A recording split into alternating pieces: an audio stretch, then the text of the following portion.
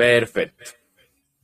Bueno, mis amados, entonces junto con nuestro amado David vamos a estar aquí compartiendo una enseñanza más de nuestro curso de identidad como integrantes de Oceana Internacional. Esta sería la clase número 24 y tiene como título El Reino de Elohim. Entonces, mis amaditos, pero hagámonos una pregunta. ¿Qué es el reino de Elohim? ¿Qué podemos decir que sea el reino de Elohim? ¿Cómo podemos definirlo?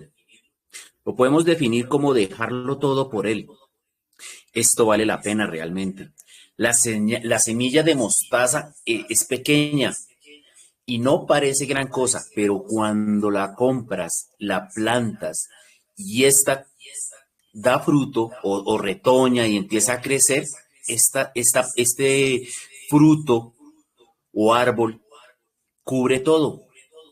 Por eso al reino de Elohim se llega por gracia. Esto sería que tú habitas en él haciendo su voluntad porque eres su pueblo. Así es, amados. Tú eres el pueblo, tú perteneces al pueblo de Elohim. Eres salvo porque habitas en su presencia, porque Él te ama, porque tú estás dispuesta, mi amado, mi amada, a guardar su Torá, porque vives en su casa, porque eres alguien justo. Por su gracia eres salvo. Por medio de tu emuná, de tu fe, de tu firmeza, de tu perseverancia. Y al final encuentras o encontramos que esto no es solo tuyo, porque hagas lo que hagas por ti mismo, no va a funcionar. Todo es por Él, mis amados. Todo depende y todo lo que tenemos, todo lo que vemos, es por solo la gracia de nuestro Padre Celestial. Y nosotros estamos en el reino de Elohim por eso mismo, porque Él desea que tú, mi amada Ofelia, que tú, mi amado Humberto, estés en el reino de Adonai. Amén. Adelante, mi amadito David, con la siguiente pregunta. Amén. Bueno, seguimos en este tema. Aparece esta pregunta que nos podemos hacer, nos debemos hacer. ¿Cuál va a ser ese medio que necesitamos? La emuná, que yo confío, espero plenamente en ti y hacemos Istanlu. Ahí pueden ver en la pantalla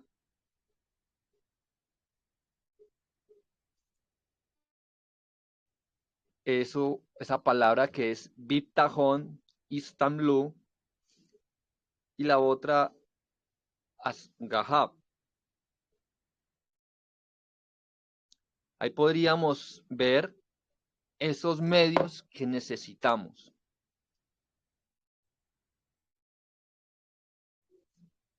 Y esto no es por nosotros mismos, porque hagamos lo que hagamos, no va a ser de nuestro mérito, porque no es por uno, no es por nosotros, es por Él. Y es por eso, es mucho más profundo el decir que la salvación se pierde o no se pierde. Si recordamos, este tema tiempo atrás se estuvo hablando, el Robert Ricardo estuvo con nosotros enseñándonos, preguntándonos sobre si la salvación se perdía o no se pierde. Pero esto es algo más profundo. El medio para ser salvo es la fe, la emuná. Y al final entender que no es por nosotros, ni por obras de justificación. Porque si hiciera las obras de justificación,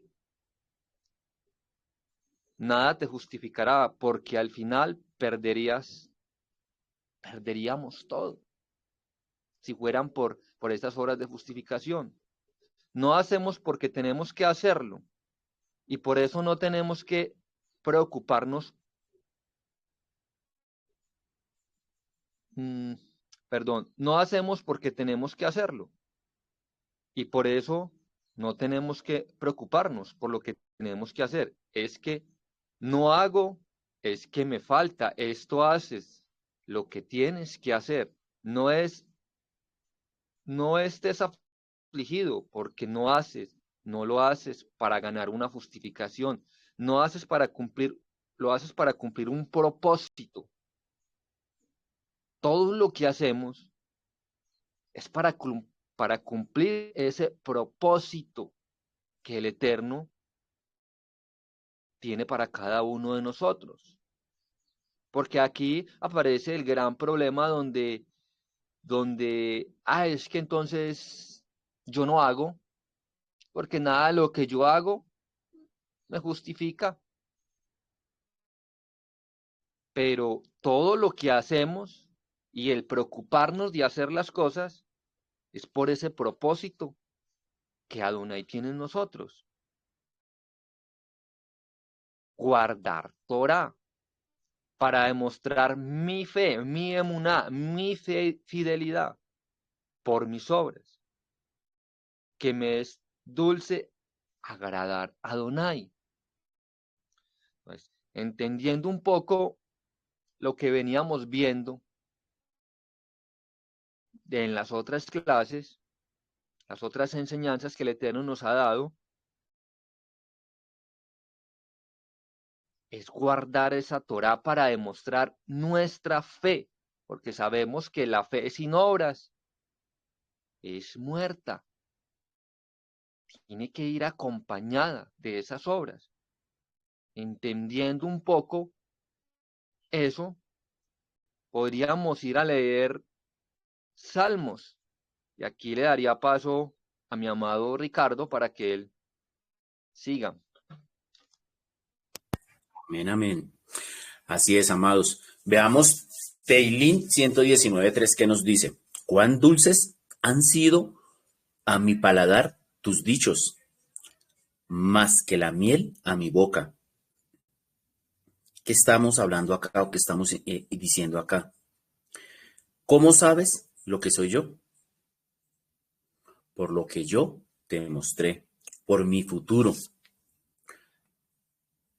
y no por obras que nadie se gloríe, como dice en Efesios 2:9, salvos no por sus propias obras, por tanto, nadie deje de jactarse, ¿cierto? O sea, aquí tiene que ir incluido o mezclado la, las obras más nuestra emuná, porque nosotros podemos ir a darle de comer al hambriento simplemente para que nos vean darles de comer. Estamos haciendo una obra, ¿cierto? Pero si en nuestro corazón no hay esa emuná, esa fe de irlo a hacer porque vemos que él necesita, porque nos nace darle de corazón, ¿ustedes creen que el hecho de irle a dar de comer a ese necesitado nos sirve para entrar al reino de Elohim? ¿Para ingresar al reino de Adonai? Yo pienso que no, mis amados, porque lo estamos haciendo solo para que las demás personas nos vean o para que Adonai mismo nos vea que estamos sirviéndole. Pero si en nuestro corazón no tenemos un corazón de verdad humillado y no tenemos una emuná firme en el Eterno, eso que estamos haciendo, perdónenme la expresión que voy a decirles, pero eso es perder el tiempo, perder el dinero. Sí, alimentamos a una persona que estaba necesitada, pero si el propósito inicial es poder entrar en el reino de Adonai, si no lo hacemos con la actitud correcta, no lo vamos a poder hacer, mis amados. Amén. Ahora yo les hago los invito a hacerles otra pregunta, mis amados. ¿Con qué tiene que ver la gracia? La gracia tiene que ver con ser pueblo. La gracia tiene que ver con la Torá. La gracia tiene que ver con la justicia. La emuná tiene que ver con la confianza plena en el Eterno completamente, mis amados. Ya en cuestión de bitajón, de ashgajá, de istatlut, no es por obras para que nadie se gloríe, pero yo por mis obras te muestro quién soy. Si se dan cuenta el ejemplo, aquí como nos está hablando la palabra tan claramente, no es por obras para que nadie se gloríe. Lo que estábamos hablando de ir a llevar el alimento a ese necesitado con una intención o con el pensamiento en que vamos a entrar al reino de Elohim, pero no con un corazón humillado. Pero la segunda parte dice, pero yo por mis obras te muestro quién soy. Le estoy mostrando a Adonai quién soy cuando lo estoy haciendo con un corazón humillado, con un corazón obediente a la palabra, porque eso lo dice la palabra. Debemos dar al necesitado y como parte del pueblo debemos obedecer la Torah del Eterno. Pero ahí está lo que estábamos hablando hace unos minuticos, unos segunditos, mis amados. ¿Con qué corazón lo estamos haciendo? ¿Con qué clase de emuná lo estamos haciendo? Abraham dijo, mis amados, te lo sacrifico porque yo creo en ti y actúo. No es por mí, es por ti. Quiere decir que nosotros no podemos ponernos primero nosotros. Tenemos todo lo que hacemos y en todos nuestros pensamientos siempre tiene que estar Elohim por delante. ¿Cierto? Ahora, recordemos estos tres conceptos: gracia, pueblo y Torah. Emuná, confianza completa.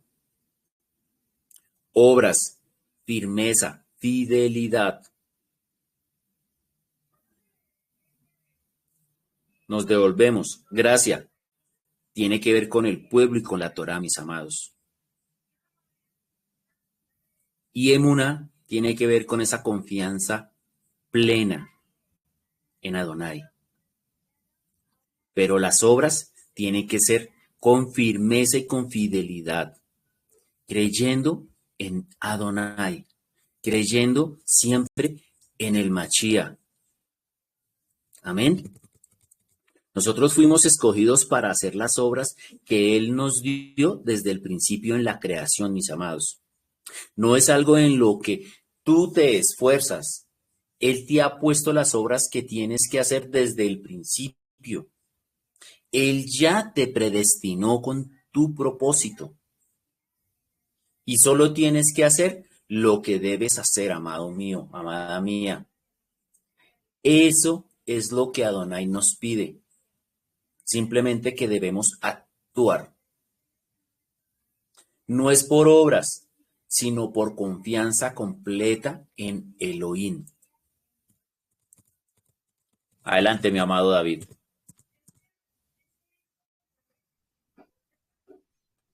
Interesante este tema, mis amados. Esto nos debe poner a pensar. Y aquí podríamos pensar en esta pregunta. ¿Cómo sabes que eres salvo? ¿Cómo sabemos que somos salvos?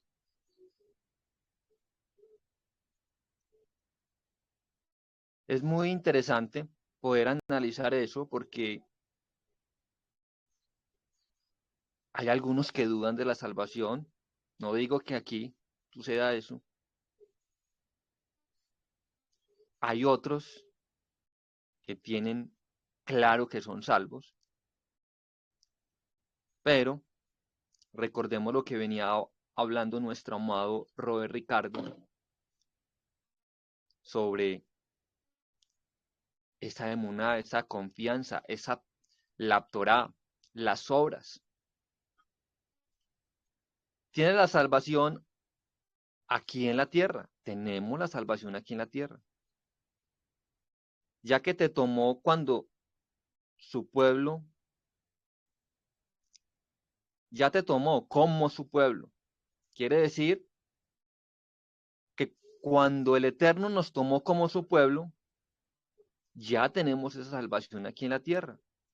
Te tomó desde donde estabas para salvarte y te hizo ser su pueblo. Nos hizo ser su pueblo.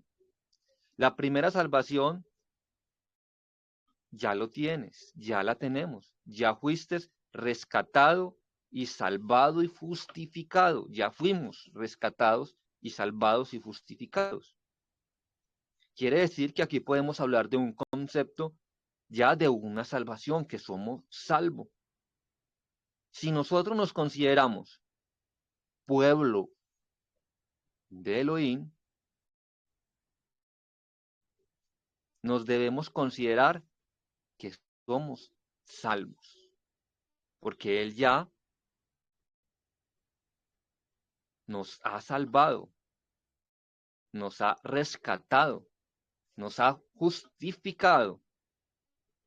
Ahora tenemos que perseverar en Él para llegar ¿a dónde? A la vida eterna. El que persevera hasta el fin, este será salvo. Ya estamos hablando de la vida eterna. Así que Adonai te ha salvado, nos ha salvado por su amor inigualable. Aún si no perseveras hasta el último momento, no serás salvo. Aquí es donde nos podemos confundir, donde se dice, soy salvo, pero tengo que perseverar. ¿Cómo así? Si ya es salvo, entonces ¿para qué tiene que perseverar? Pero le recuerdo como lo que estaba hablando ahorita, Él nos ha salvado aquí en la tierra, ya nos ha dado una salvación.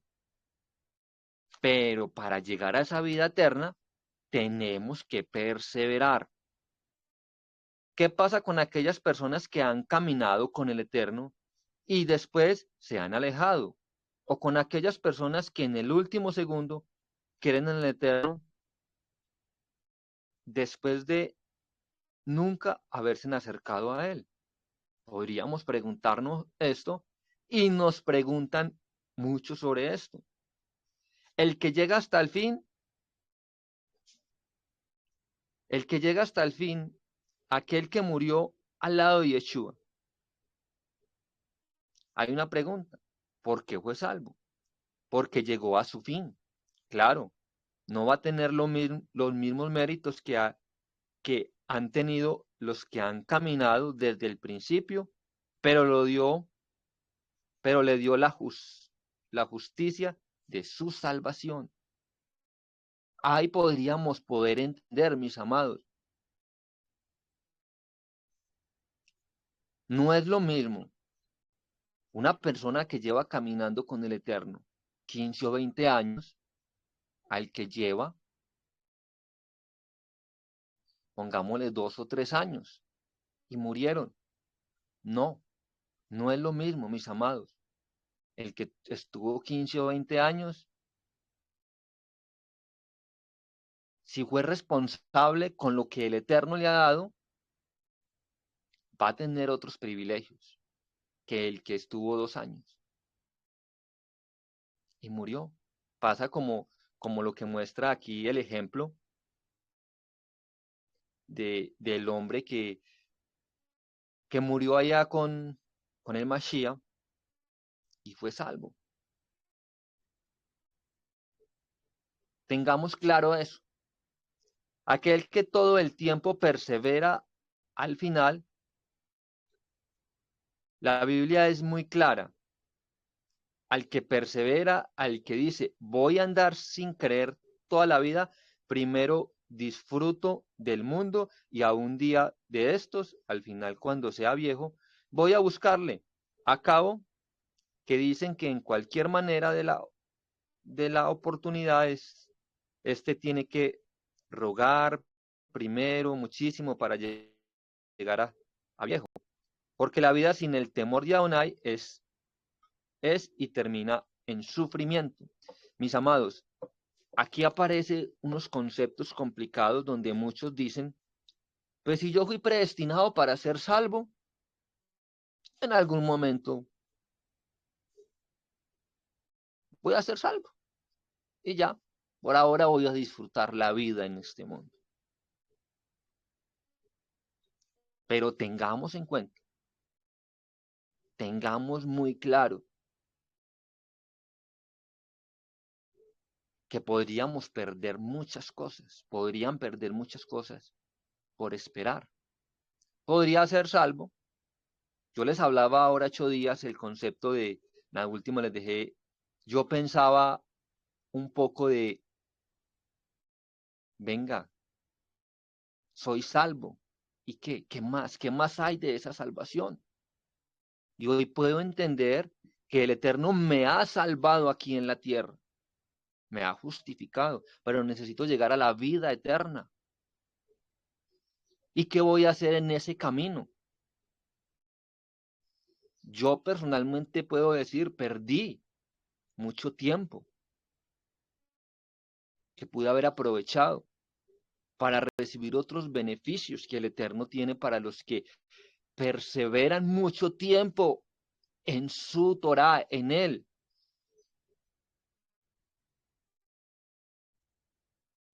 Pero ahora debo caminar en este momento y perseverar en los años que el Eterno me deje.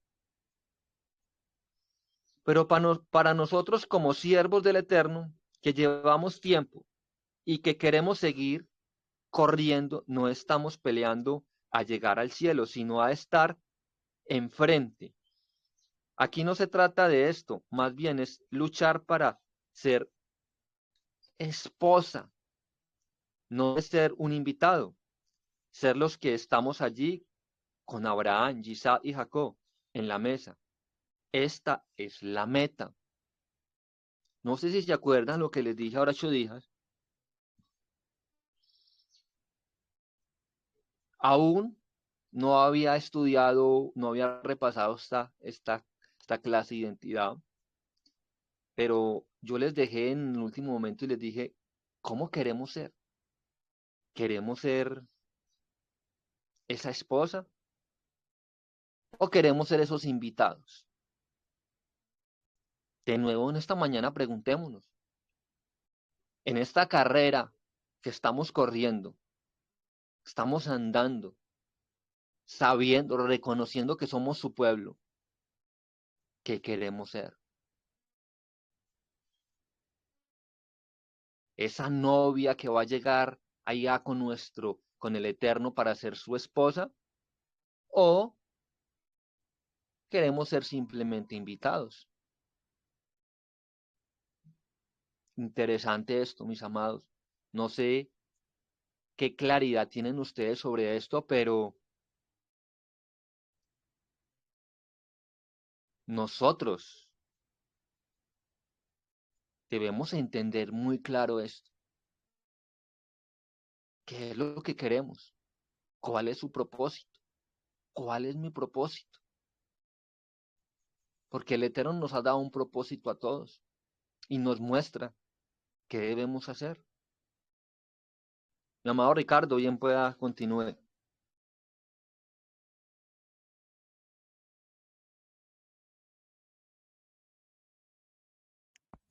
Amén. Bueno, entonces, basémonos o pasemos la página y veamos qué significado o qué significa Istadlut, ¿cierto? Esto implica que debemos esforzarnos en llevar a cabo todo lo que esté en nuestras manos, mis amados. A pesar de que Elohim sabemos que controla todo, desde el principio hasta los resultados, Adonai está en perfecto control de todo. Si uno está enfermo, hay que acudir al médico. Si uno tiene familia, hay que encontrar una fuente de ingresos, pero no estamos reconociendo en muchos casos de lo que hacemos, mis amados, que Adonai tiene el control de todo.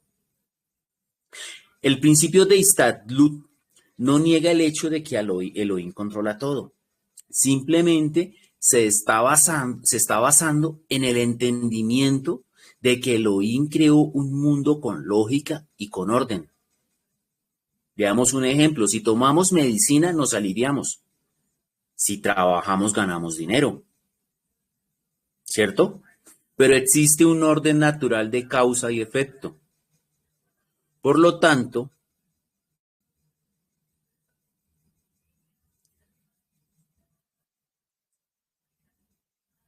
Elohim creó al mundo de tal forma, mis amados, que podamos aprender a utilizarlo nosotros mismos y así compartir con Elohim mismo el desarrollo del mundo. Sin embargo, realmente no existe tal causa y efecto, mis amados, solamente Elohim. De hecho, en ocasiones Elohim intercambia las leyes naturales de causa y efecto para enseñarnos cuán limitados estamos o cuán limitados somos y que nos demos cuenta de que nadie más que Elohim determina si algo sucede o no, mis amados. Nosotros esta semana en el grupo de varones estuvimos platicando sobre el libre albedrío o no. ¿Ustedes qué opinan? ¿Existe el libre albedrío o no? Abran sus micrófonos, mis amados. ¿Sí existe el libre albedrío o no?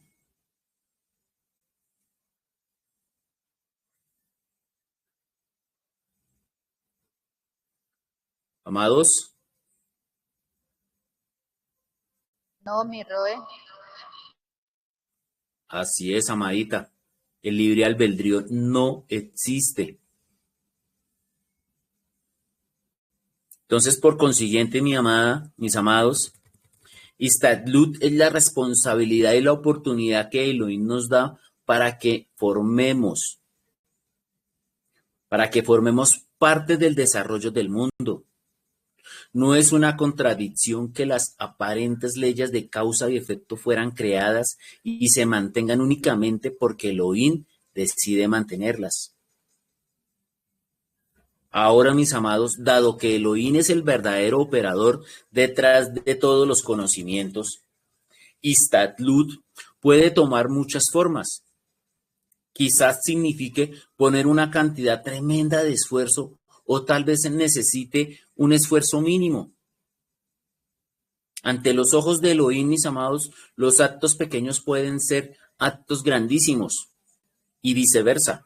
Los actos grandes pueden ser realmente diminutos a los ojos de Elohim. Así nos hayamos esforzado, así hayamos desgastado todas nuestras fuerzas físicas. Para Adonai fue algo mínimo. Pero ¿por qué creen, mis amados,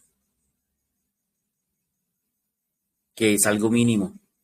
Porque muchas veces nosotros hacemos las cosas o los esfuerzos grandes con nuestras propias fuerzas y no ponemos a Adonai por delante. Amén. Adelante, mi amado, con Bitajón. Ahora vamos a mirar el concepto de bitajón. Generalmente se traduce como confianza. La bitajón es un poderoso sentimiento de optimismo y de confianza, basado no en la razón ni en la experiencia, sino en la emuná, en la fidelidad. Tú sabes que Elohim es bueno y Él es el único que está a cargo de todo y por lo tanto no tienes miedo ni incertidumbres. Tenemos claro eso, sabemos que Él es único, que Él está a cargo de todo y no andamos con miedos ni incertidumbres. Al igual que la emuná, la bitajón es algo que está por encima de la racio, del raciocinio. La persona que siempre mantiene esta condición es capaz de reconocer el lado positivo somos capaces de reconocer el lado positivo de las experiencias de la vida. Pero es obvio que su bitajón no se basa en ellas. No se trata de una conducta basada en la experiencia, sino que es una aptitud que crea la experiencia y que dice las cosas son buenas porque yo creo que son buenas. Por el otro lado, el bitajón no es una estrategia para manipular el universo. Tu creencia no crea, no crea el bien, ese bien que está tan seguro que ya es la realidad. Tu creencia solamente proporciona los medios con los que los medios con los cuales esta realidad puede subir a la superficie. Mis amados, existen distintos grados de bitajón, de acuerdo con el grado de emuná de la persona. Es posible que una persona tenga emuná de que si bien está en un momento las cosas no van bien, finalmente son todas para bien. A fin de cuentas, otra forma de emuná más elevada más iluminada es que todo es bueno ahora mismo, incluso aquello que es la superficie parece ser algo terrible. La diferencia de la emuná, la bitajón, no viene dentro de la persona, es en estado uniforme. La mayor parte del tiempo la pasa no más bien sentada al fondo. Tú haces tu parte de la mejor forma posible, con absoluta fe, con emuná, en que Elohim te bendecirá en todo lo que hagas. Y por lo tanto, no son tus propias vivezas o tu gran esfuerzo lo que te proporciona el éxito, sino la bendición de Elohim. Es lo que enriquece a la persona. Tengamos en cuenta que es la bendición de Elohim el que enriquece. Tengamos en cuenta que esos momentos difíciles que llegan a nuestra vida es donde debemos tener ahí esa confianza de que eso es ¿para qué? Para bien. No obstante, de vez en cuando surgen situaciones en las que no puedes encontrar ninguna forma natural de salir de un embrollo. Ahí es cuando la bitajón necesita despertarse y entrar en acción. En vez de decir, pobre de mí, ¿quién me puede ayudar?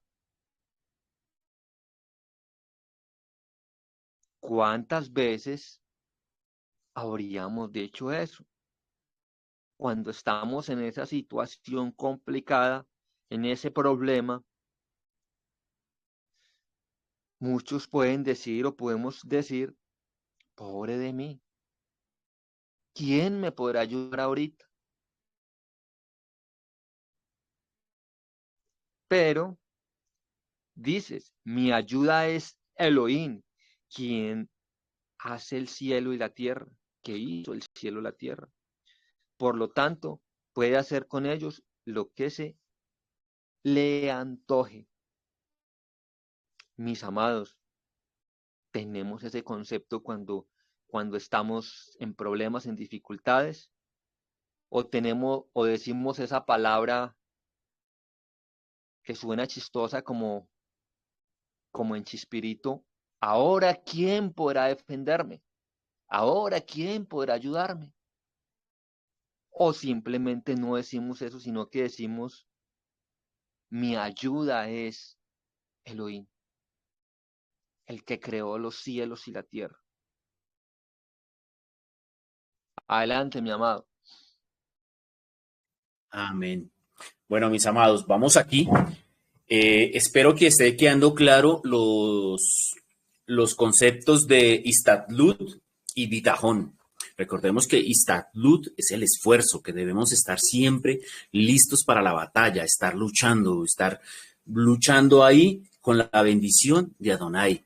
Bitajón, Bitajón tiene que ver con la emuná, con esa fe, ¿cierto? Esa emuná basada en que sabemos que Adonai está ahí en los momentos buenos y en los momentos malos, y que así como le amamos en los momentos de bendición, aún más debemos amarle y debemos buscarle en los momentos de dificultad.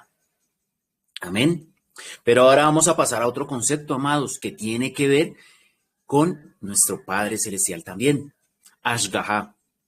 Ashgaha significa que Elohim no solo sabe lo que ocurre aquí abajo, mis amados, sino que además participa en la supervisión de todo lo que está pasando acá. Adonai, o sea, traduciéndolo al español chinchombiano, le decimos aquí en Colombia, Ashgaha significa que Adonai sabe lo que está ocurriendo aquí con nosotros en este momento que estamos todos reunidos en Shabbat, viendo esta enseñanza, y Él está participando, supervisándonos lo que estamos haciendo. Abba permita que toda palabra que salga en este momento, que haya salido del amado David, y toda palabra que esté saliendo de mi boca, venga de parte del Eterno, mis amados. Y el Eterno permite que nuestros sentidos espirituales se activen cuando estamos en una enseñanza del Padre. Amén. La Ashgaha es una especie de interacción bidireccional entre el Creador y la creación. ¿Qué quiere decir esto, mis amados? Que aquí hay una interacción entre el Padre y sus hijos, entre el pueblo y Adonai, en la que cada uno le responde al otro e interactúa con él. Nosotros estamos aquí en una enseñanza, pero Adonai, a su vez, nos está bendiciendo, mis amados. Si miramos en Salmos, figura por primera vez una forma de esta palabra, que dice: desde su morada, él supervisa a todos los habitantes de la tierra. Teilín 33:14. ¿Cierto, mis amados? Pero la palabra Ashgaha también es en muchas ocasiones traducida como divina providencia. ¿Qué quiere decir esto? La divina providencia, que Adonai está con nosotros. Este es el término que indica la soberanía, la supervisión, la intervención o el conjunto de acciones activas de Adonai en el socorro por sus ovejas, en el socorro por su rebaño, por su pueblo, por los hombres. Amén. Entonces, mis amados, el interactuar en ocasiones implica su presencia, tal como está escrito en Berechí 18 del 20 al 21, que nos dice: Adonai dijo, el grito de clamor contra Sedón y Amora es tan grande y el pecado de ellos tan serio, que yo descenderé ahora y veré si sus obras merecen el clamor que ha llegado hasta mí, si no, yo lo sabré. Amén. Entonces, con el hombre, la divina providencia, mis amados, también implicita una interacción directa. Eso también lo podemos ver en Mishlei 19:21, donde la palabra dice: el corazón humano genera muchos proyectos, pero al final prevalecen los designios de Adonai. ¿Qué quiere decir? Que nosotros podemos tener en nuestro corazón muchos deseos de hacer, muchas cosas por hacer, pero solo podremos hacer lo que Adonai decida que hagamos, mis amados. Entonces, si ustedes están ahorrando, un ejemplo, si alguien de ustedes está ahorrando para irse de paseo a la playa, pero resulta que cuando ustedes iban a empezar a comprar los tiquetes, se presentó un problema familiar, no piensen que se les presentó un problema. Piensen en que Adonai los tenía ahorrando un dinero porque él sabía que iba a suceder eso, pero ustedes en su corazón tenían ese dinero presupuestado para otra actividad.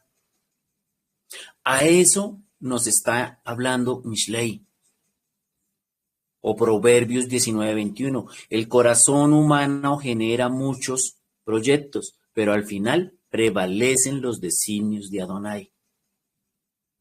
Lo vemos representado también, mis amados, en las palabras de Joseph hacia sus hermanos cuando él les dice, por favor, no se aflijan más ni se reprochen el haberme vendido. Fue el Eterno quien me envió aquí y no ustedes. ¿Sí lo recuerdan? Cuando los hermanos se enteraron que él era que cuando estaban allá en Egipto y se enteraron que él era el hermano que ellos habían vendido, ellos estaban esperando el castigo del hermano, la venganza de Joseph, y Joseph, en la sabiduría que Adonai le dio, ¿qué le dijo? ¿Qué les dijo? No se preocupen, ustedes no me vendieron. Ustedes solo fueron esa herramienta para que Adonai me trajera acá, para que hoy yo pudiera salvar el pueblo de Adonai, a mis hermanos, a mis padres. Espero estarme haciendo entender, mis amados. Espero que hayamos podido con nuestro amado David haberles dado esa claridad en este tiempo, mis amados. ¿Alguien desea dar algún consejo, alguna recomendación o algo sobre la